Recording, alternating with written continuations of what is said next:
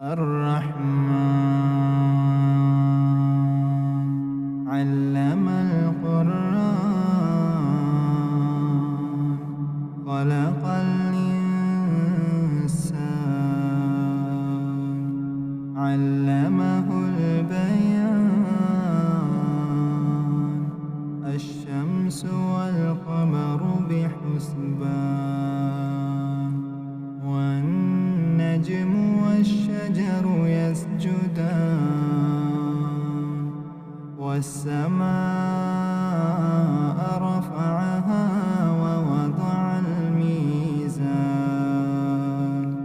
ألا تطغوا في الميزان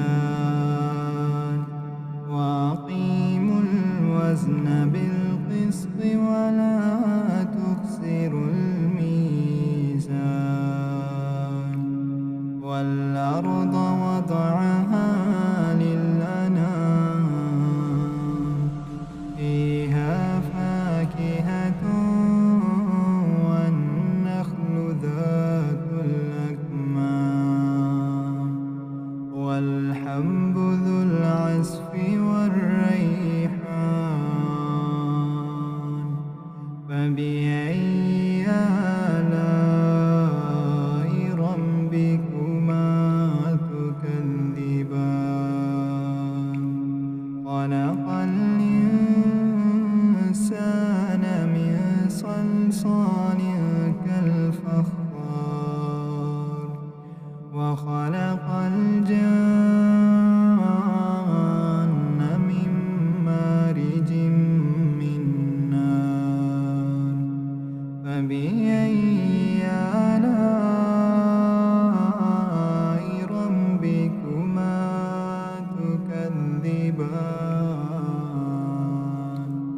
رب المشرقين ورب المغربين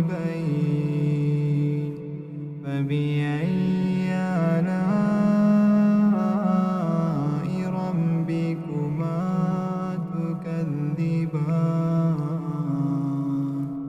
مرج البحرين يلتقيان بينهما برزخ لا يبغيان فبأي آلاء ربكما تكذبان يخرج منهما اللؤلؤ والمرجان فبأي آلاء ربكما تكذبان وله الجوار المنشآت في البحر كالأعلام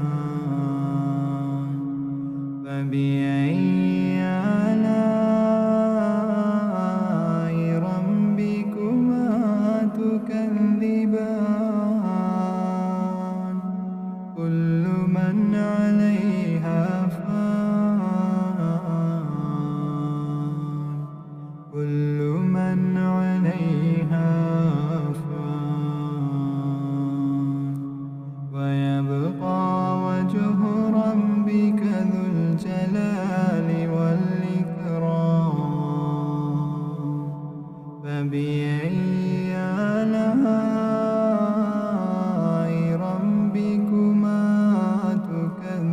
تكذبان يسأله من